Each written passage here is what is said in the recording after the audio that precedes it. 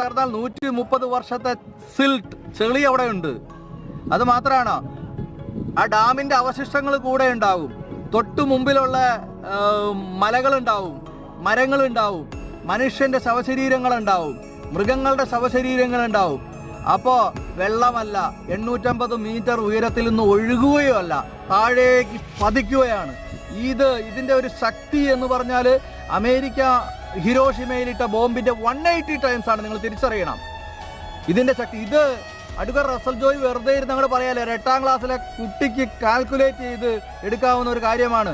850 metre ഉയരത്തിൽ 64 square kilometre സ്ഥലത്ത് 15 TMC വെള്ളം കെട്ടി നിർത്തിയാൽ അതിന്റെ പൊട്ടൻഷ്യൽ എനർജി എന്താണ് എന്ന് 8ാം ക്ലാസ്സിലെ കുട്ടി കാൽക്കുലേറ്റ് ചെയ്ത് പറയും. ഈ നാടിന് വേണ്ടത് എന്താണ് എന്ന് ഇവിടുത്തെ ജനങ്ങൾക്ക് അറിഞ്ഞുകൂടാ. രാഷ്ട്രീയക്കാർ പറയുന്നത് വെള്ളം തൊടാതെ വിഴുങ്ങുന്ന ഒരു ജനതതിയായി കേരളത്തിലെ